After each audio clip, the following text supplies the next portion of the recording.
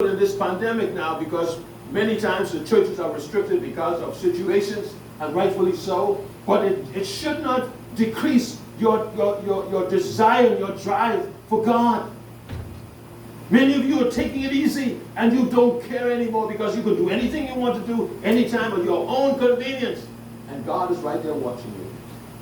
And you say you're doing it for God. Isn't that something? How come your prayers are not answered?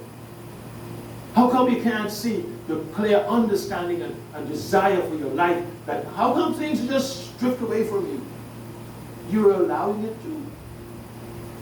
When you put God behind you, oh, I can do this. I can do that then. I can do the next thing. I can withhold this. I can do that. God knows I have this to do, and He knows what I need this for. And yeah, He knows all of that. But He tells you that whatever you commit to Him, that's the only thing that's going to bring you the reward that you need in life. Now, you don't have to pay attention to what I'm saying. You may say, but all my bills are paid. They're not really. I believe God. How is the level of your faith walk?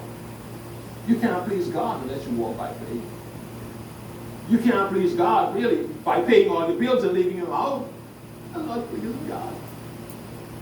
Pleasing God is honoring Him and doing what's necessary to obey Him. Remember, obedience to God eliminates, I wonder what's next. What's going to happen if I don't have? Hey, we know what's going to happen when we put God first. So whatever situation you might be in that I've mentioned today, remember, you cannot make any exchange for anything in serving God. God will only accept what you give to Him, what you sacrifice to Him. He can only lead you and eliminate your situations, your doubts and fears as you trust Him.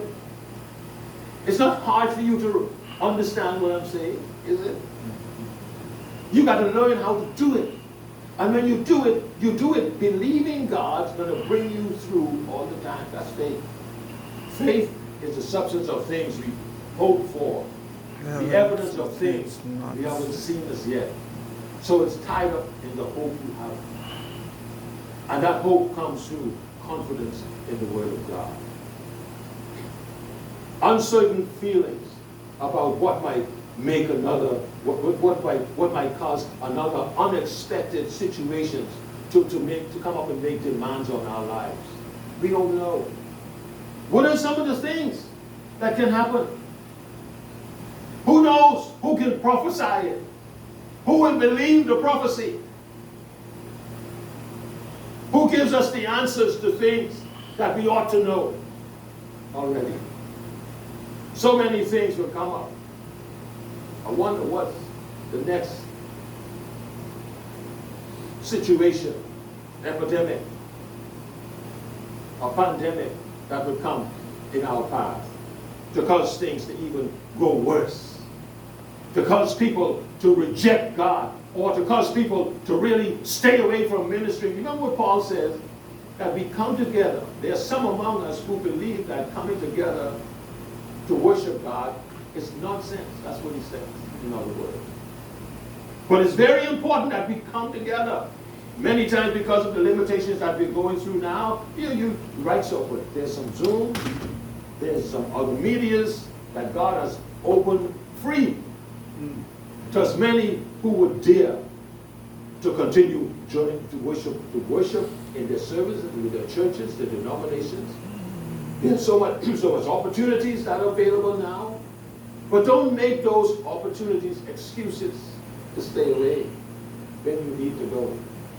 When there's provision for you to come. You will find yourself compromising with your situation. Oh, I got to work. Oh, I have to do this. I have to do that. That's more important than me going there and being with some people who I don't really desire to be with anyhow. That's not God's will. You must learn to make the adjustments and the sacrifices that are necessary for you to make. So here, in this uncertain world today, uncertain feelings about what might make another unexpected demand upon our lives and freedom tomorrow, they come next.